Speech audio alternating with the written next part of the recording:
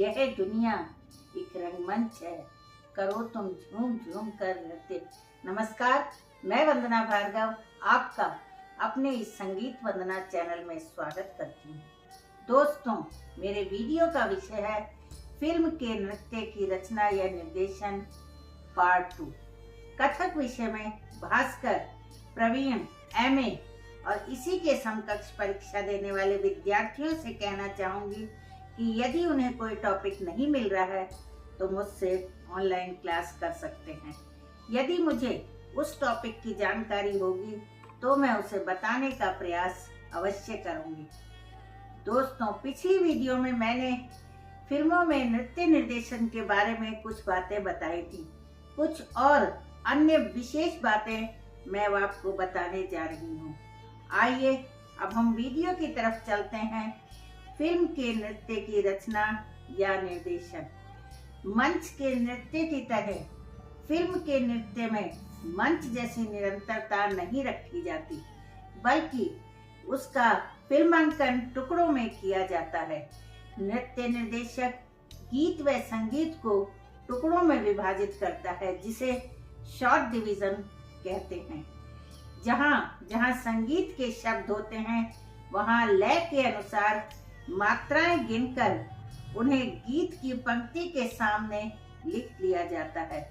इसी प्रकार गीत के शब्द या बोलों के बाद जो वाद्य संगीत रहता है, उसकी मात्राओं को भी नोट कर लिया जाता है।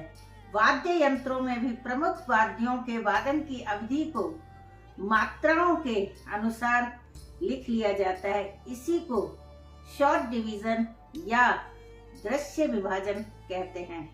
शॉर्ट डिवीजन के पश्चात प्रत्येक शॉट की शूटिंग की जाती है और अंत में फिल्म का एडिटिंग या संपादन करते समय दृश्यों को एक सूत्र में पिरोने का काम किया जाता है। शूटिंग के समय गीत के बोलों के अंदर हम किसी भी चीज की शूटिंग कर सकते हैं, जैसे सिर पर घड़ा रखे हुए नर्तकी का नाचना, सीढ़ियों से नीचे उतरती नर्तकी या नायिका आदि। कथा की जरूरत, दृश्य की मांग, अवधि की गुंजाइश, निर्माता की इच्छा, नृत्य निर्देशक की काल्पनिक उड़ान, सभी का ध्यान रखकर किसी भी गीत के बोलों को अनंत प्रकार से शूट किया जा सकता है। गीत के बोलों की समाप्ति पर जब वाद्य संगीत बजता है तो उसमें भी टुकड़ों की शूटिंग इसी प्रकार की जाती है। अर्थात शहनाई के समय नायक का चलना, सहायक नर्तकियों का झूमना, खेत, खलियान, पुल, नदी, तालाब, भौरा आदि कुछ भी दिखा सकते हैं, जो गीत की गति और शक्ति प्रदान करता हुआ नायिका के व्यक्तित्व को उजागर करे। दूसरे वाद्य पर अन्य दृश्य दिखा सकते हैं। इसी तरह गीत जैसे जैसे आगे बढ़ता है, उसकी शूटिंग नृत्य निर्देशक के शॉर्ट डिवीजन के आधार पर चलती रहती है। कहीं कोई बंदिश नहीं होती, इसलिए सबका ध्यान सुंदर कोरियोग्राफी, सुंदर फोटोग्राफी, सुंदर लोकेशन और सुंदर प्रस्तुति पर केंद्रित रहता है। नृत्य निर्देशक के शॉर्ट डिवीजन पर जब कैमरामैन विचार करता है तो वह अपना एक शॉर्ट डिवीजन अलग से तैयार करता है, जिसमें नृत्यकार के शॉट्स को अधिक सुंदर बनाने के लिए पात्र तथा दृश्यों के क्लोजअप, मीडियम शॉट तथा लॉन्ग शॉट कहते हैं। इनमें भी जूम लेंस के द्वारा कैमरामैन विविध चमत्कार पैदा करता है, जैसे नायक या नायिका की आंख का तारा दिखाना, नायक की आंख में नायिका या नायिका की आंख में नायक को दिखाना, भंवरे के फूल पर बैठकर रस पीना, शीशों में नृत्य करती हुई छवियां एवं विविध अंग प्रत्यंगों तथा क्रियाओं का प्रस्तुतिकरण आदि। इस प्रकार फिल्म के एक गीत की कोरियोग्राफी या मंच नृत्य संरचना का कार्य पूर्ण होता है। जिसकी सामान्य शूटिंग में 3 से 7 दिन तक लग सकते हैं। प्रायः सभी कलाकार निपुण होते हैं, अतः शूटिंग के समय ही उन्हें उनके मूवमेंट्स बता दिए जाते हैं।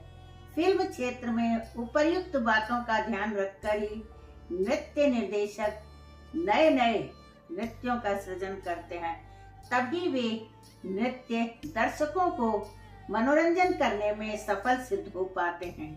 यद्यपि फिल्म की कला और मंच की कला में कोई तालमेल नहीं है, फिर भी दोनों कलाएं एक दूसरे के गुणों को ग्रहण कर सकती हैं।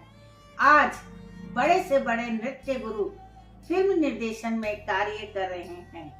गीत, शब्द, भाव, समय, स्थिति, पात्र, आवश्यकता, भाषा, कथा, दृश्य, कैमरा संपादन आदि में दक्ष होने पर ही वे फिल्म के क्षेत्र में सफल हो पाते हैं।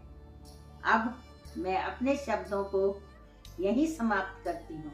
दोस्तों, यदि आपको नृत्य के बारे में जानकारी चाहिए तो मैंने अपनी पुस्तकों का लिंक डिस्क्रिप्शन में दिया हुआ है। आपको पुस्तक लेनी है तो दिए गए नंबर पर मुझसे संपर्क कर सकते हैं। आपके कमेंट का मुझे इंतजार रहेगा। अंत में, यदि आपको मेरा यह वीडियो पसंद आया हो तो लाइक और शेयर जरूर करें, और जिन्होंने मेरे चैनल को अभी तक सब्सक्राइब नहीं किया है वह सब्सक्राइब करना ना भूलें और बेल आइकन को प्रेस करें। धन्यवाद।